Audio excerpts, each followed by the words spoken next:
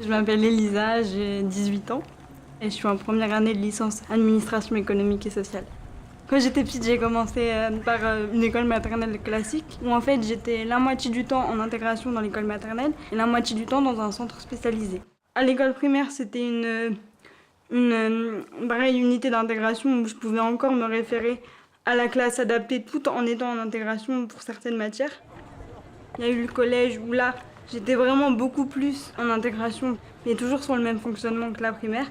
Et après, il y a eu le lycée où j'ai été en internat. Donc c'était un institut d'éducation motrice, un IME, où en fait, je rentrais après le lycée en fait. Donc la journée, j'allais au lycée en intégration. Et le soir, je rentrais à l'UM pour avoir des auxiliaires pour l'accompagnement au quotidien en fait, plus que pour les cours en soi. Quand je me suis orientée, ils m'ont tout de suite orientée vers un bac pro. Moi, j'avais 15 ans, j'avais pas forcément de projet en tête. Je me suis retrouvée en bac pro vente.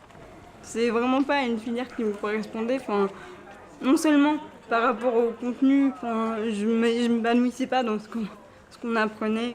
Et en plus, c'était pas compatible avec mon handicap par rapport au stage. Ce qui était assez paradoxal parce que ils m'ont orientée là-dedans. Parce que soi-disant, ça serait plus compatible. J'ai fait un semestre en bac pro-vente et après je me suis orientée en seconde générale. Et après je me suis orientée vers un bac STMG, mention ressources humaines et communication.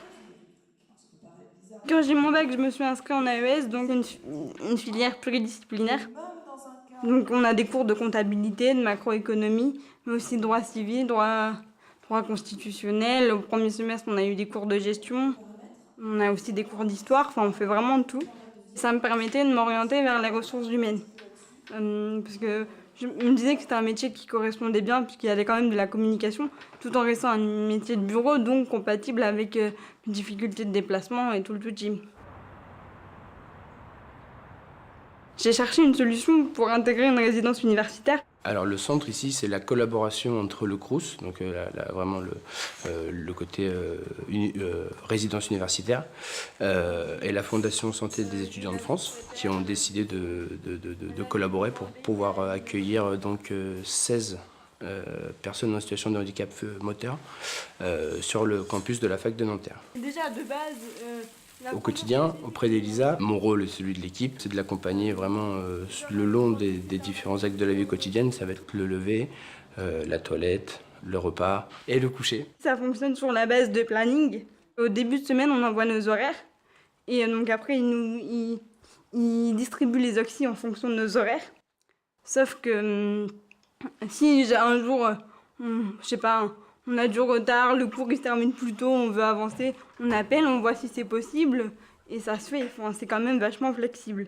Le but du jeu, c'est de ne pas être dans un établissement médico-social calibré où à 7h on se lève, à midi on mange et à 20h on est au lit, quoi. Vraiment essayer de coller, de leur donner la possibilité d'avoir une vie d'étudiant dans une résidence universitaire. Ce que j'avais peur aussi en restant à l'internat, c'est de m'enfermer dans le système. Parce qu'en fait, on est toujours un peu entre deux bulles. On est soit pas, on n'a pas assez de difficultés, handicap pour que le monde, tout ce qui est ESAT, vous voyez, milieu protégé, nous corresponde, mais peut-être pas assez de facilité pour que le milieu ordinaire nous corresponde totalement. Donc il faut trouver un moyen pour se placer. Et en fait, j'ai l'impression que ça, c'est un compromis en fait. J'aide Elisa dans ses études en tant que preneuse de notes. Comme elle ne peut pas écrire, c'est moi qui suis là pour elle, donc j'écris pour elle. Et aussi, en dehors de ses études, on va à la bibliothèque. Si on doit faire des fiches pour ses révisions et ses examens, je suis là aussi pour elle. Et aussi dans ces choses de la vie personnelle, je suis là aussi si elle a besoin de remplir des papiers et tout ça. Je t'ai dit, de toute façon, si tu veux, tu me passes la comptabilité, moi je la fais chez moi. Comme ça, demain, on pourra avancer sur... C'est comme une petite sœur, hein, Elisa. On parle beaucoup, elle parle un peu de sa vie privée, moi aussi. Si je dois la conseiller souvent aussi, elle me conseille, pourtant elle est plus petite que moi. Et voilà.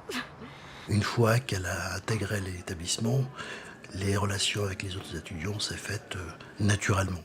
Et je pense que cela est lié aussi au fait qu'elle provienne d'un établissement scolaire en milieu ordinaire.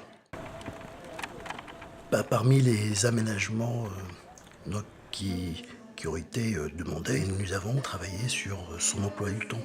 On a pu partitionner finalement ces modules d'enseignement. Donc certains, elle est présente en cours, donc elle est tenue à l'assiduité et elle passe donc le contrôle des connaissances à travers des exposés, des devoirs maison et surtout du contrôle continu.